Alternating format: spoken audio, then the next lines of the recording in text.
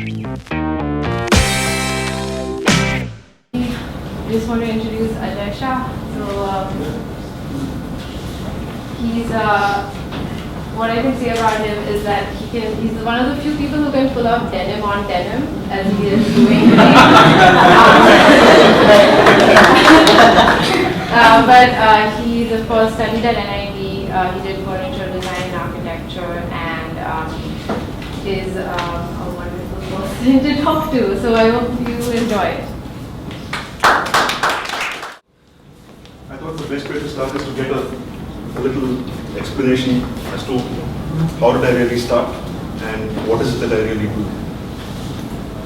So I'm going to give you a little timeline of how is it that I started off, and then I'm going to talk about what I'm going to show to you. So if you go flashback into 1991 or so, that's the time I started my studio. It was a studio. I had passed out of NIT as an industrial designer, specializing in furniture design. And when I started off my studio, I had a small studio, I had a famous studio, Mahalakshmi. And I called my studio Problem Care. And that went on for about a year. And finally I had to change the name because I had a lot of people coming in saying that they've got lots of problems. It's famous being a film studio. I would find a lot of people who wanted to act, and they would drop in and say, we've got lots of these kind of problems. So we said, this can't be a good idea. And that's the time I started a company called Circus Design Company. Circus was started with the sole intention of offering contemporary furniture design. And I'm talking again 91, 92, so you can imagine that the markets were not really open to the idea of what a furniture designer really does. So it was extremely difficult to be able to communicate the role of a furniture designer. Parallel to this same time, around a little, maybe a year later, we started a company called Examiner Systems Private Limited. Now this marked a very important stage in my life, and Examiner still continues to be with me. That's the time I realized that as a designer, if I want to be able to exercise my creativity and to be able to pursue furniture design, I would have to play the role of a designer, a producer, and a seller. That's the time I launched a whole collection of furniture on my own. I found manufacturers, and I created furniture which is called convenience furniture. I've always had a contemporary bent of mind, so furniture again had that kind of sensibility. All the furniture that we launched then, we would play all the three roles, and very often you would find me sitting in a tempo transporting furniture to the dealer that was selling it for us, as well as spending a lot of time at the factory or so on and so forth. 2001, we rechristened ourselves as, from Circus Design, we rechristened ourselves to ASDX. The reason we rechristened ourselves is that by now the studio had grown into slightly more of a strategic design studio. We had the opportunity of working on a project in Bangalore, where the client invited us to design a food court.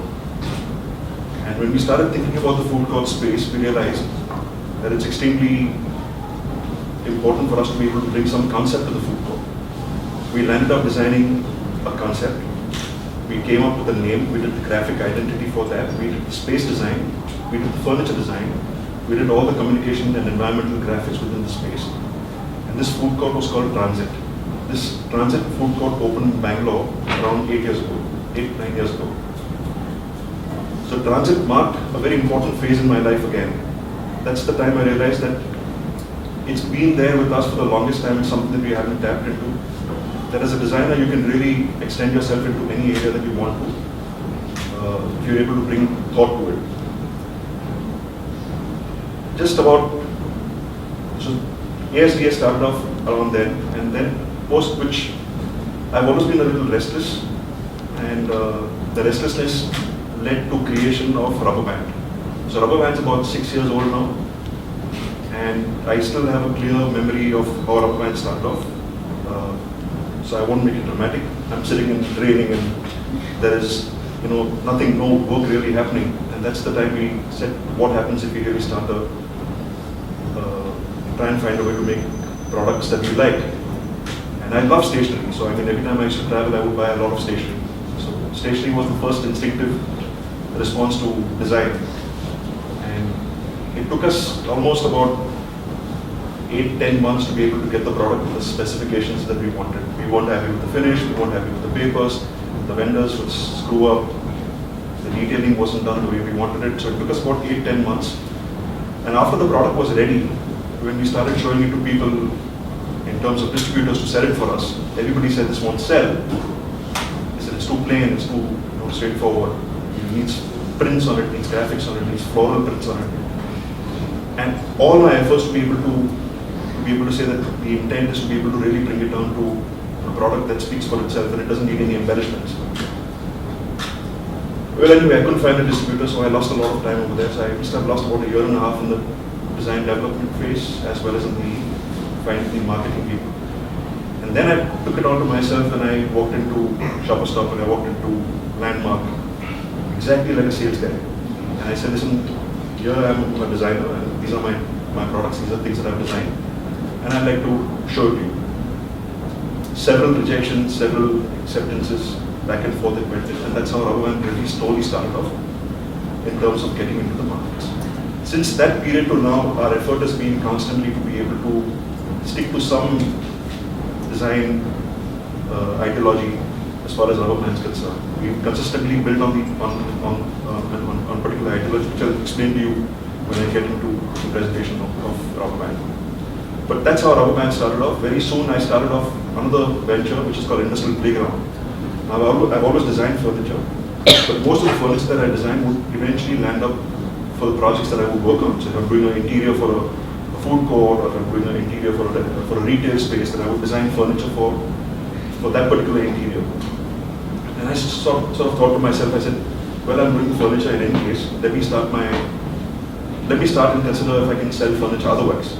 So that's how Industrial Playground started off. And Industrial Playground, really, the name itself was arrived at with the intent of saying that, again, when you see the work that I show you, I'm a pure industrial designer. I don't consider myself an artist in any case. So I wanted to be able to bring in industrial design thinking into the furniture that I design, and at the same time, there's a certain amount of visual playfulness. So how do you marry these two and come up with a furniture collection? So that's how Industrial Playground started off. There were lots of other startups that happened and they shut down as well. So I won't get into that. But I started off just about 1.5 years, 2 years ago. I started off something called Everyday Project. And Everyday Project was started off again purely with the intent that both Maitri and me love going to design stores when we're traveling, and we love some designers. So we said, what happens if we start talking to these designers and get their work and their products over here to sell? So we started writing to each of these designers. Some were in Japan, some were in UK, some were in parts of Europe. So we wrote to each of these people, and thankfully everybody responded very well. And we started having a dialogue with them, and we bought in their products over here. And they bought in some of our stuff, not all of them, but some of them bought in our stuff. And that's how the whole exchange program started. So this is how the studio has evolved over the last so many years, in a nutshell.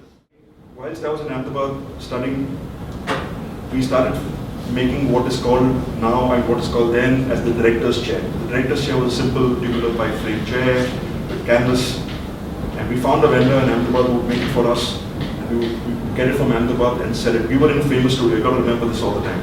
We were in Famous Studio, we would have movie guys walking around everywhere. So we said, this is a great opportunity. I know somebody who makes director's chair.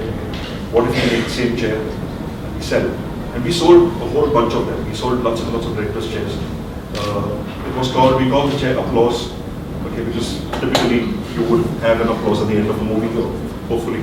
So we had Applause selling in large numbers, and this was a great exercise for us because for the first time we were almost in some sense thinking of design, we were thinking of business. We were no longer restricting ourselves to being artists in any sense. We want to be able to find the right equation of, if we make something, how can we sell it? So Applause, this is not Applause, but Applause was the chair that really did well. We landed up getting called at various studios other than Famous Studios. We went to RK Studios, we met with directors, we met with actors, and we did a whole bunch of chairs. Manufacturing wasn't the easiest thing. It's still, today also we struggle a lot to be able to get some finishes. So here we tried out something very interesting. We would work based on the strengths that the manufacturer would offer us.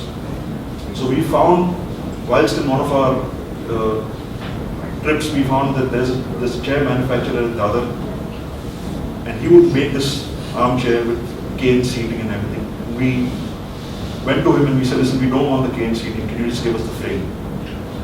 Can we just buy the frame from you? So we would buy the frame from him and we would tell him that we would want it in a particular color, and then we would take the seat, which is a fabric seat, from somebody else, and then we would make something out of it.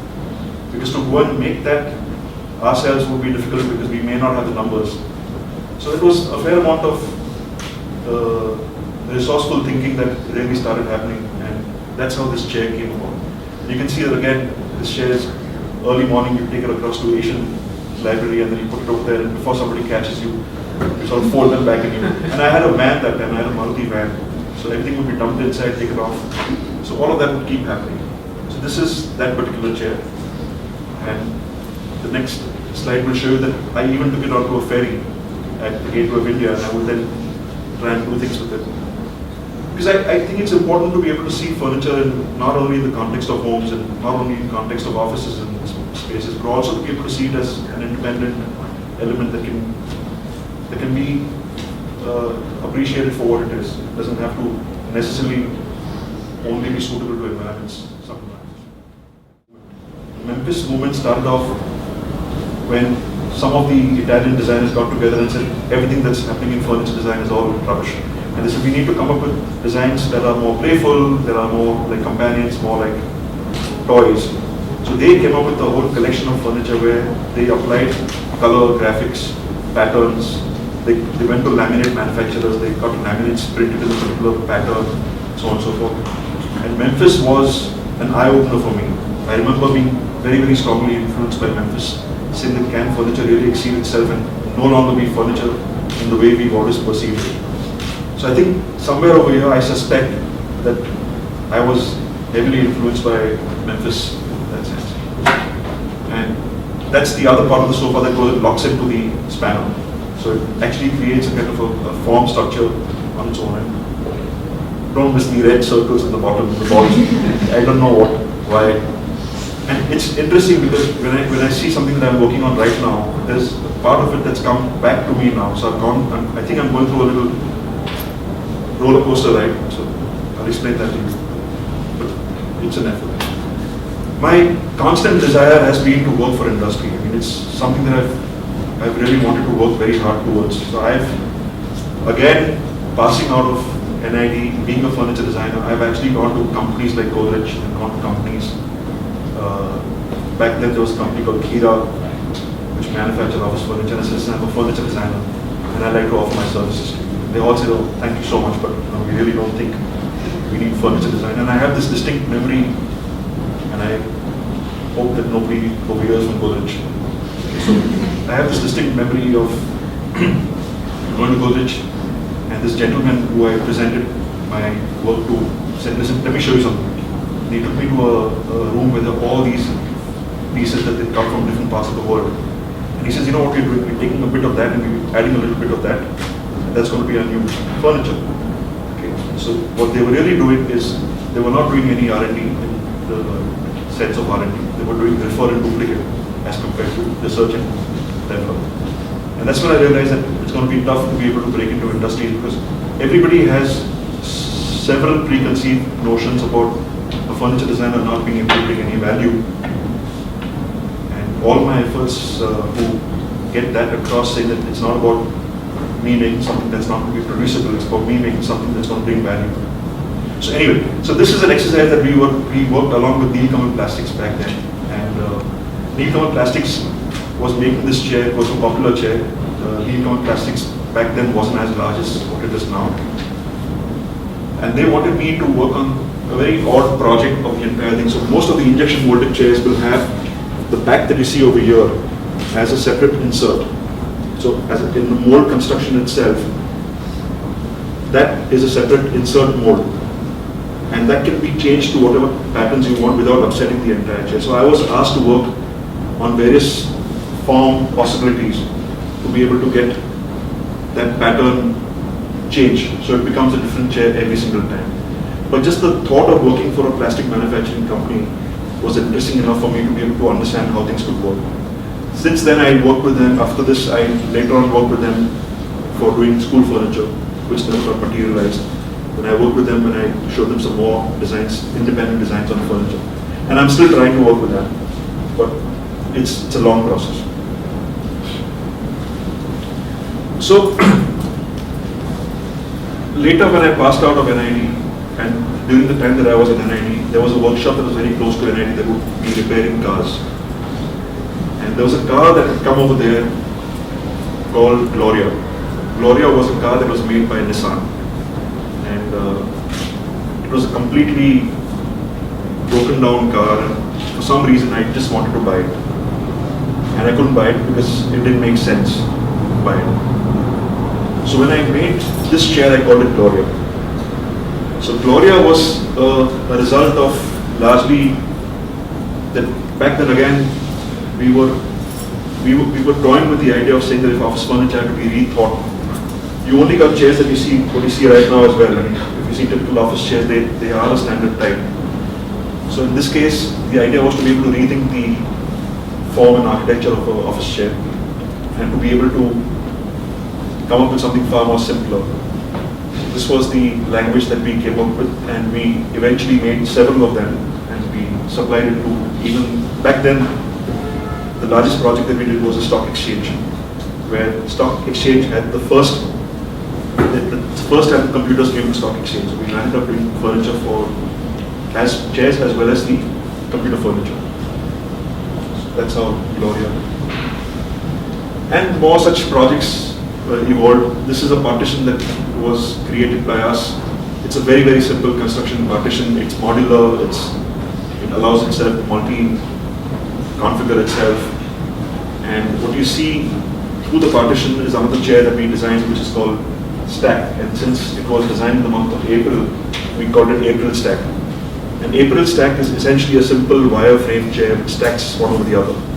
And it's an extremely lightweight chair with the option of going in for a plastic cane and a natural cane. And really, I think these are, now when I think about it, and I'm looking at it now, I'm almost thinking to myself that the preoccupation that I've always had with how things get made is somehow becoming a little more clearer and dominant when I see the furniture that is appropriate.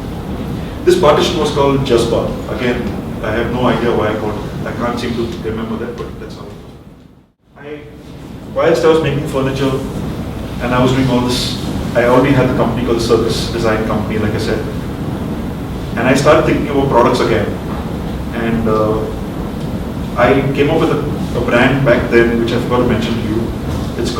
We called it Circus to Circus. Yeah, Circus to Circus. So Circus to Circus was intended to, we really wanted to have bring in some new products into designing. Again, none of the exercises, this is something that you should not do, none of the exercises that I started off had any business plans. So I always did it because I felt like doing it. So very often it's a good idea and very often it may not be right. So here I actually created plastic glasses, and they were small little glasses that we created. We went and we explored injection plastic molding. We invested in the dyes and tools ourselves. We made, and the trick here was, not the trick, the problem here was that any kind of injection molded process, the moment the machines put on, you get 5,000 of these glasses. So you could not do anything about it, and you had several glasses. And I remember back then we had a studio full of glasses, and we said, what do we do? We've got the glasses quickly. So again, we would land up going to stores and saying, tumblers, plastic glasses. And it got perceived as glasses for kids for some reason because of the colors and the translucency and everything. So this was one important exercise because I think now when I think about it, this is the genesis of what is started to happen in Rubber Band. Already there was a little bug in my head of wanting to do products, and you can see that it's manifested itself in some manner over here. I also created a picture frame back then, which is a very interesting picture frame. I have one lying on the table over there. So it's a very simple aluminum thin rod. It's got two notches over here that you see over here on the rod, and that's a disc which dismantles itself. And this is an injection molded component that comes onto it. So you can put this in a landscape, or you can turn it around. So back behind over there are two little snap fit details that actually can clamp onto the notches over there.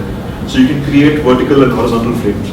Now you probably, I mean, if you were to imagine this, that every time we would make something like this, we would spend a lot of time, effort, money designing it. We would spend equal amount of time trying to figure out what it should be called. But we were never really asking ourselves, who'll buy it? None of that mattered, you know. That's one of the problems that I think that really, now when I think about it, you know, we were just obsessed with the process. We just loved the process. But the product turned out to be a great product. Nothing in the market was like this. Everything was in wood frames. You had picture frames with simple wood. So we didn't sell too many of these, but I ended up sending this to Alessi in Italy. I sent it to them, and I got a lovely note back from Alberto Alessi back then, saying that, you know, it's a great piece of industrial design work. We really like it. We wish we could take it, but we right now not looking at anything from India. But just to be able to get to that level, I think was very, very satisfying. Lots of things happened around that time. We created this entire shape, which then eventually manifested itself into placemats, and then we made card holders. I think still continue to be there. So this is the card holder that we made back then, so you can slip in a card anywhere you want. But there's a very interesting story that probably nobody knows about this, that the entire thing is actually in two parts. So I don't know how many, back then you used to get these clay matkas. And the clay matkas had a stand at the bottom. So I just bought the stand the way it is. I didn't do anything with it.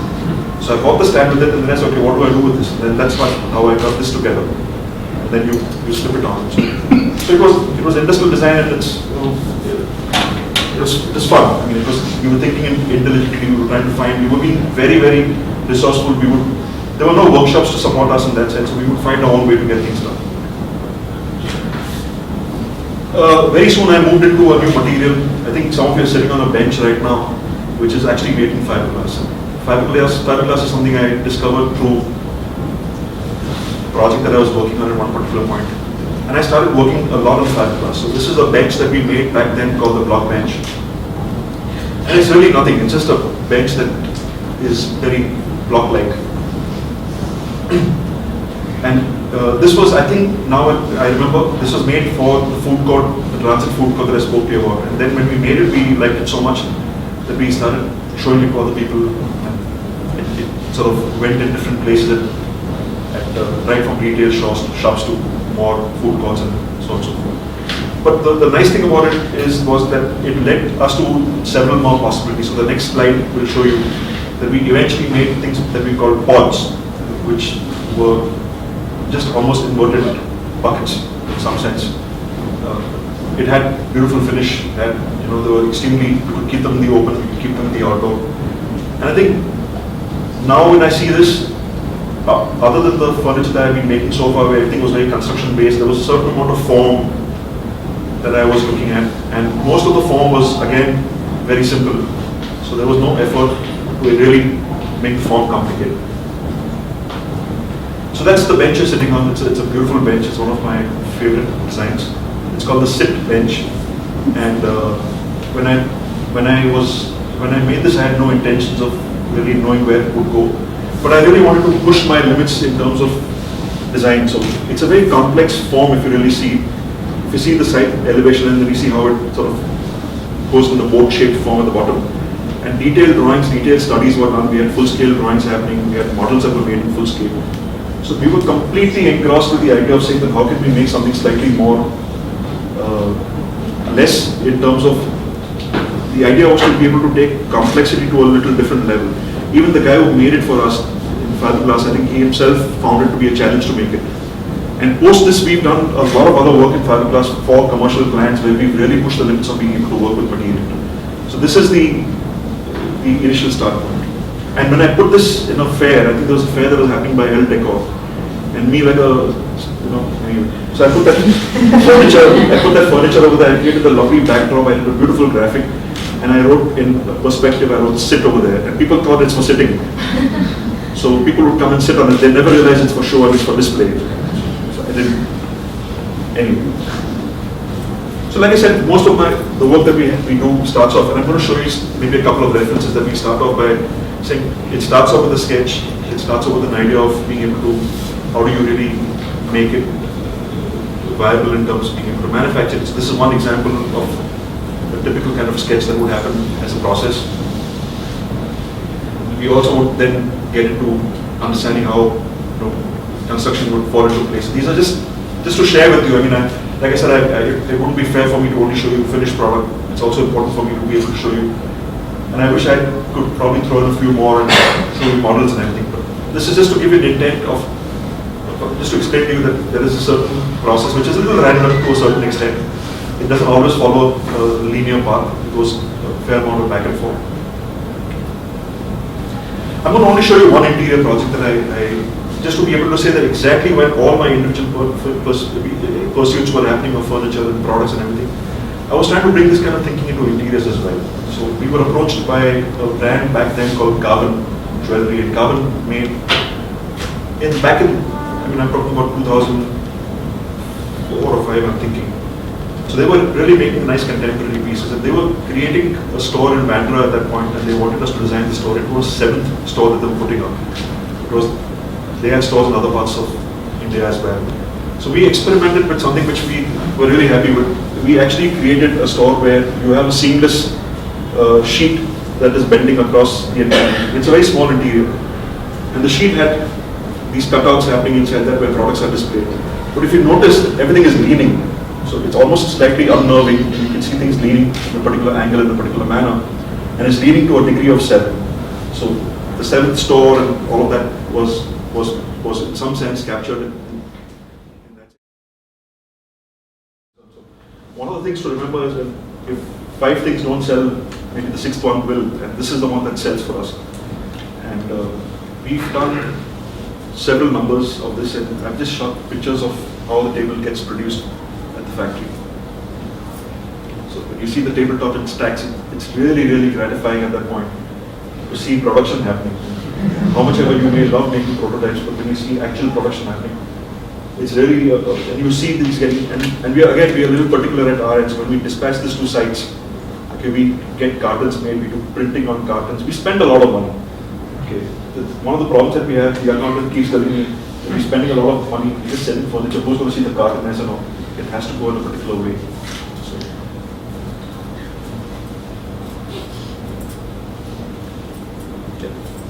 So that's the kind of graphic. You can do any kind of graphic on the tabletop. So we've done a whole lot of graphics on our own. We've created concepts for food courts, for restaurants, and we bring in our own graphic. There's a person over here called Anil who'll be very instrumental in doing graphics for us, for all our projects. And we've had real great opportunities. We've done a very interesting food lounge recently, which is at Lower Parel, which is called Aerospace. And when we created Aerospace, one of the things that we did was that every tabletop is got a QR code on it. And when you scan the QR code, you get transported to a blog. And the blog is about news and travel and food and so on and so forth. So every table will give you an opportunity to virtually travel. This is a table that one of the things that one of the girls working with us was doing a diploma project with us. And we started thinking about the idea of creating space for deliberation. Are we on time or are we running late? No, we've gone over for sure. Sorry? I said we've gone over for sure. You got over for sure? Okay, so I'll just run through this process. Okay, so this is a space, the table that we created, which is called space for television. So you can really park yourself and cut yourself from everywhere, everyone else. And it gives you that enclosure when you're sitting and working. So these are just my initial, that's the eventual piece. So you can actually sort of seclude yourself in some manner. And there's a little cutout over there through which wires can come in and everything. So that's how it looks from the inside, it looks out. And you can always use the surface inside to be able to put things. More attempts being made at our end to be able to create outdoor stuff, large oversized pebbles.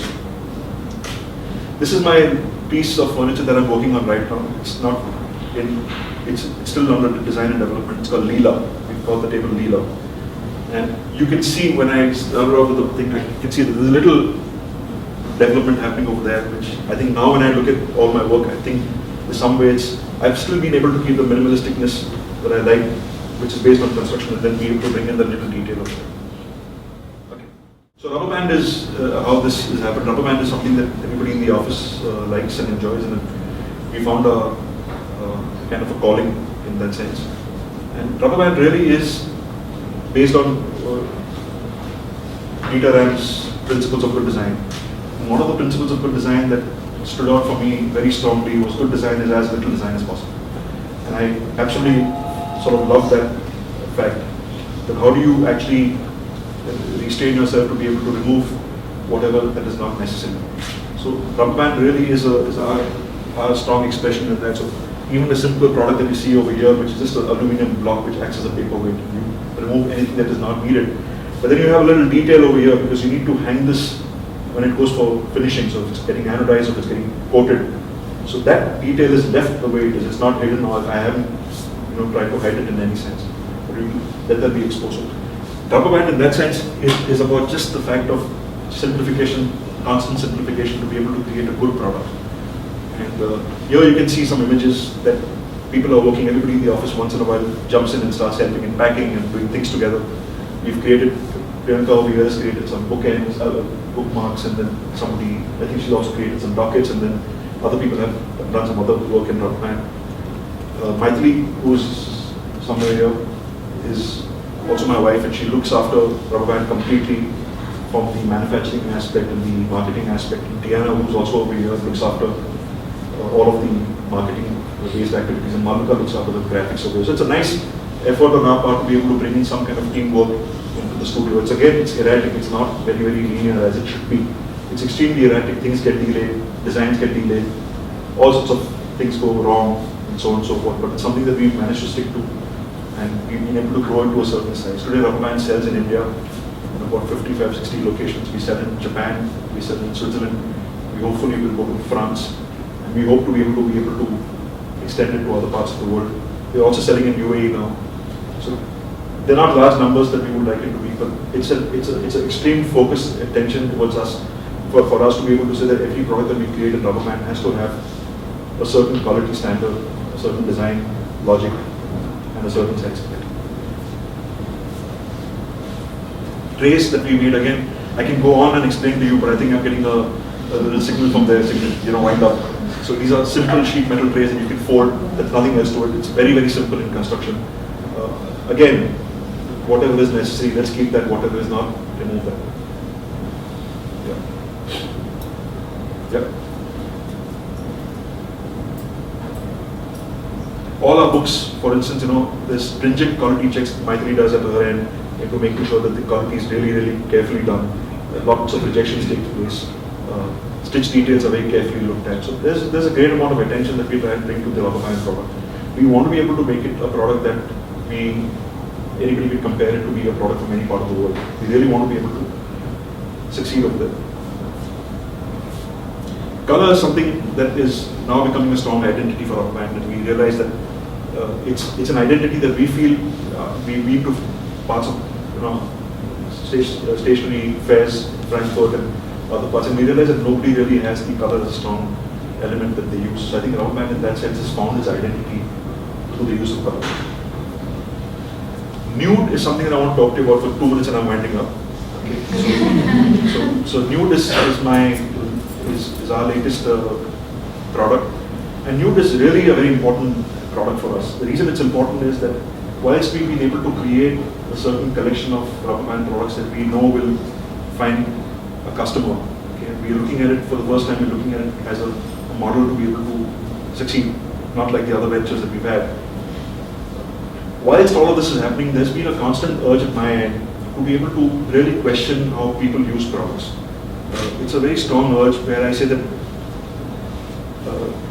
a lot of times we enjoy using products and we don't really know who the designer is. It could be a cup that you have your coffee in every day, or it could be a pen that you write in, and it feels nice on your hand and it writes well, and the cup has a nice touch to when you drink, all of that. But you never really know who's designed it. And there's a certain relationship that you have with the product.